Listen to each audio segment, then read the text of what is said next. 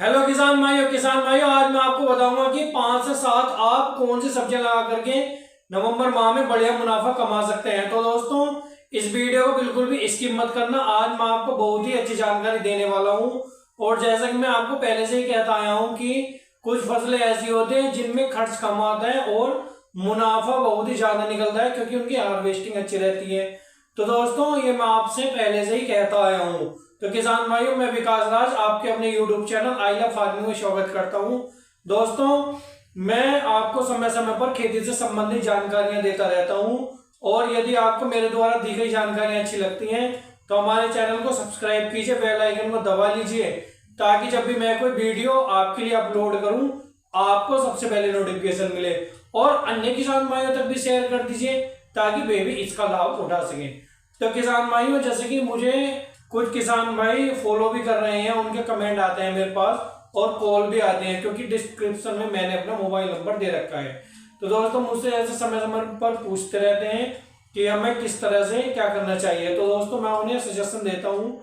जैसा कि दोस्तों मैं आपसे बता दूं कि मैं उन्हें सुझाव तो देता हूं परंतु मैं उनसे सुझाव ले भी लेता हूं। तो दोस्तों यदि मुझे अच्छा लगता है तो मैं उस पर सर्च करने के बाद में मैं उसे आपके लिए बता देता हूं। तो दोस्तों आप भी मुझसे बात कर सकते हैं, कमेंट कर सकते हैं। तो किसान भाइयों मैं आपको बता दूं कि मैंने आपको पहले ही बताया था कि एक फसल होती है पालक की। पालक की दोस्तों हार्वेस्टिंग कितनी निकलती है ये मुझे आपको बताने की आवश्यकता नहीं है, मैंने आपको कई वीडियोज में बता दिया है। तो किसान भाइयों पालक से इस बार किसानों ने बहुत ही तगड़ा मुनाफा लिया है। दोस्तों लगभग 150 रुपए किलो तक इस बार पालक के रेट गए हैं। तो दोस्तों जिन किसान भाइयों ने भी पालक लगाया था वे दोस्तों उन्होंने लाखों रुपए महीने की कमाई की है, यानी कि 2 से 3 महीने में लाखों रुपए कमाए हैं। और किसान भाइयों मैंने आपसे पहले ही बताया था कि आप प्याज की खेती करके भी अच्छा खासा मुनाफा कमा सकते हैं। तो दोस्तों इस बार जिन किसान भाइयों ने प्याज लगाई थी उन्होंने भी दोस्तों इस बार अच्छा खासा मुनाफा कमाया है। तो दोस्तों अब मैं लूंगा कि आप नवंबर माह में कौन सी फसल लगाएं जिन्हें लगा करके आप अच्छा खासा मुनाफा कमा सकते हैं। तो किसान भाइयों सबसे पहले मैं लूंगा मिर्ची को। आप दोस्तों हरी मिर्ची लगा करके भी अच्छा खासा मुनाफा कमा सकते हैं। आपको दोस्तों उसमें कौन सी मिर्ची का चुनाव करना है ये दोस्तों आपको तय करना है। आपके एरिया में अचारी मिर्ची चलती है या तीखी मिर्ची चलती है या कम तीखी मिर्ची चलती है, ये दोस्तों आपको सबसे पहले चुनाव कर लेना है और उसी के हिसाब से दोस्तों आपको लगाना है।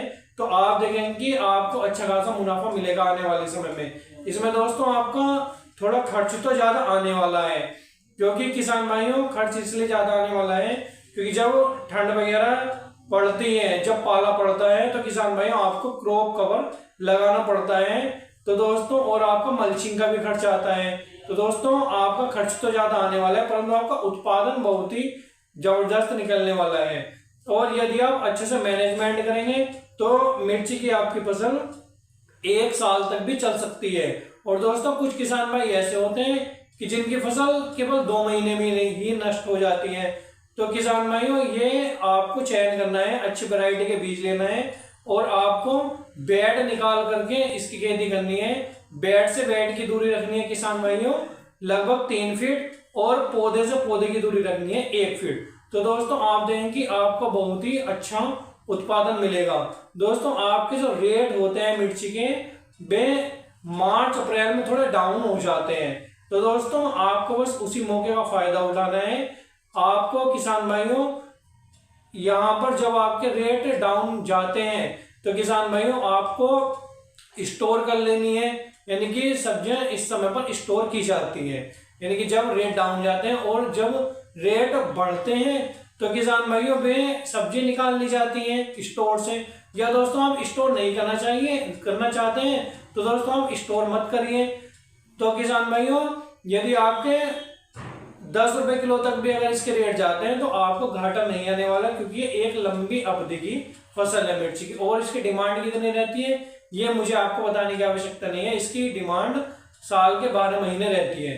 तो किसान भाइयों आप मिर्ची की बिजाई कर सकते हैं। और अगले नंबर पर मैं लूंगा शिमला मिर्च। आप दोस्तों शिमला मिर्च की खेती कर सकते हैं, अच्छी वैरायटी के बीज लीजिए और दोस्तों आप देखेंगे आपको इसमें भी अच्छा खासा मुनाफा मिलेगा और जाड़ों में इसकी डिमांड बढ़ जाती है। किसान भाइयों इससे आगे मैं लूंगा हरी मटर को। आप दोस्तों हरी मटर की बिजाई कर दीजिए, यानी कि 15 से 20 नवंबर के आसपास हरी मटर की बुआई की जाती है। और दोस्तों आपको जो बीज है वो अच्छे से जर्मिनेट हो पाता है उस टाइम पर।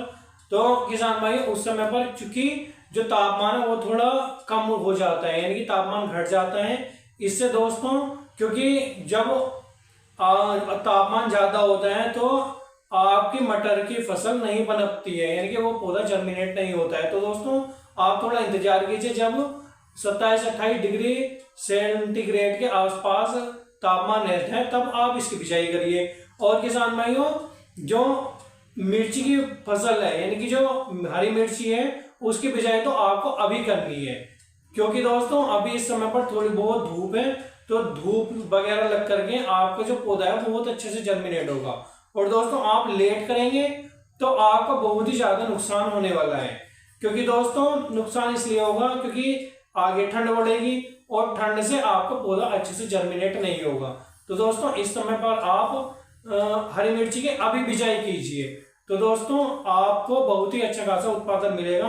और दोस्तों जो आपकी हरी मटर मैं आपको बता रहा हूँ ये 15 से 20 नवंबर के आसपास बोई जाती है और आपको बहुत ही तगड़ा उत्पादन मिलता है।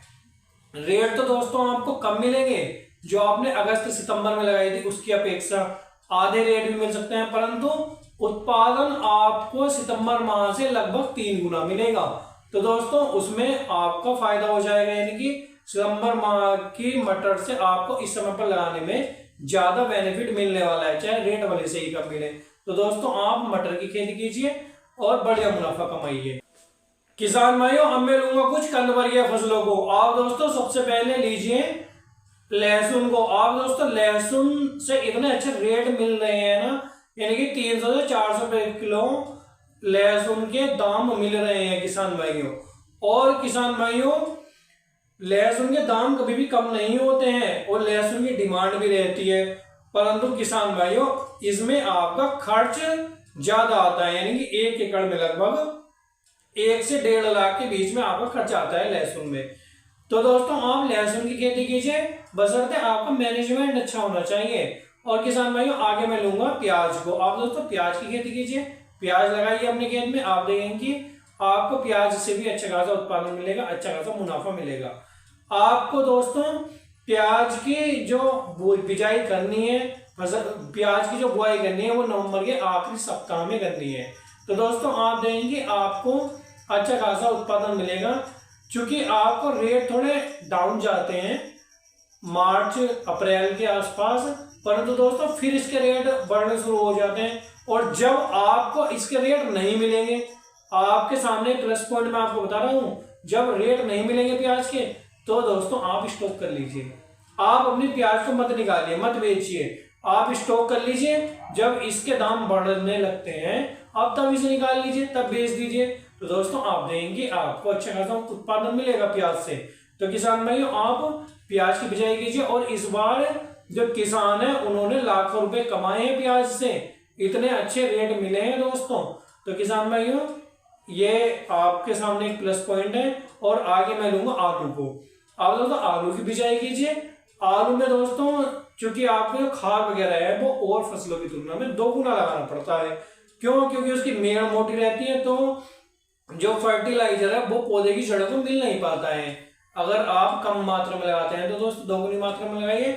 और इसकी डिमांड कितनी है, और दोस्तों ये मुझे आपको बताने की आवश्यकता नहीं है। इसकी दोस्तों डिमांड इतनी है कि भरपूर डिमांड है, हर जगह पर डिमांड है और हर रोज डिमांड है। तो दोस्तों आलू की सबसे ज्यादा डिमांड रहती है फसलों में, ये फसलों का राजा कहलाता है, यानी कि सब्जियों का। तो दोस्तों आप आलू की बिजाई कीजिए, बशर्ते आपके जो आपको करनी है दोस्तों मेड़ निकाल करके। तो दोस्तों आपको बेड बना करके करनी है इसकी खेती अच्छे से। और किसान भाई अगली मेरी फसल है गोभी की। आप दोस्तों फूल गोभी लगा लीजिए, या आपके एरिया में जिसकी डिमांड है, फूल गोभी की डिमांड है फूल गोभी लगाइए, पत्ता गोभी की डिमांड है पत्ता गोभी लगाइए, या दोस्तों एक होता है ब्रोकली, आप दोस्तों ब्रोकली लगाइए। यदि आप मेट्रो सिटी के पास में रहते हैं तो आप ब्रोकली लगा लीजिए, भरपूर खपत है। और यदि दोस्तों आप गांव में रहते हैं, देहात में रहते हैं, तो दोस्तों आप फूल गोभी लगाइए। फूल गोभी की ज्यादा डिमांड है, फूल गोभी और पत्ता गोभी। पत्ता गोभी की डिमांड थोड़ी कम रहती है, परंतु उसका उत्पादन जबरदस्त निकलता है। फूल गोभी की दोस्तों डिमांड बहुत हाई फाई है गाँव में, तो दोस्तों आप फूल गोभी लगा लीजिए। बशर्ते दोस्तों आपका मैनेजमेंट अच्छा होना चाहिए, क्योंकि गोभी की फसल में किसान बर्बाद भी हो जाते हैं क्योंकि उनका मैनेजमेंट अच्छा नहीं रहता है। और दोस्तों आपको कंजूसी बिल्कुल नहीं करनी है, कोताही बिल्कुल नहीं बरतनी है। जिस समय पर जिस तरह का खाद मांगा जाता है आपको लगाना है, तो दोस्तों आप देंगे फूल गोभी से भी आप अच्छा खासा फायदा कमाएंगे। तो किसान भाइयों आप फूल गोभी लगाइए और अच्छा खासा मुनाफा कमाइए। अब किसान भाइयों आगे मैं लूंगा टमाटर को। आप दोस्तों टमाटर लगा लीजिए। टमाटर की आपने अभी तक नर्सरी नहीं डाली है तो नर्सरी डाल दीजिए पहले।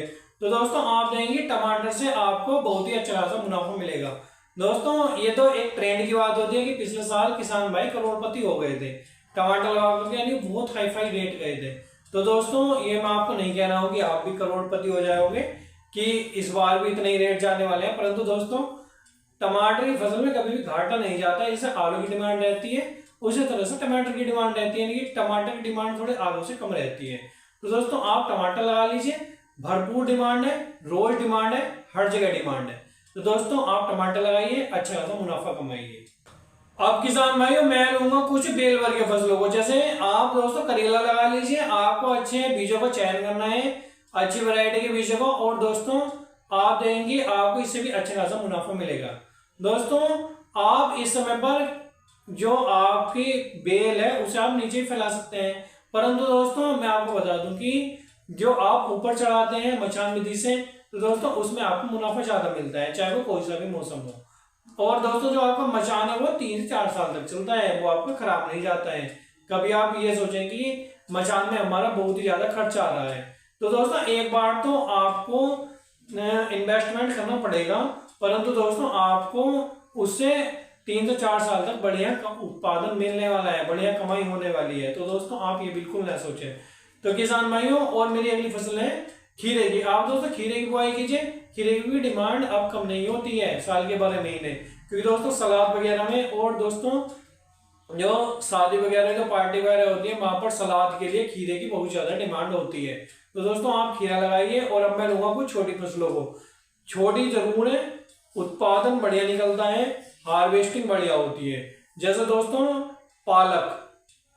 पालक से दोस्तों इस बार किसानों ने बहुत ही अच्छा खासा मुनाफा कमाया है। 100 से 150 रुपए किलो तक इसके दाम थे। तो दोस्तों आप पालक लगा लीजिए।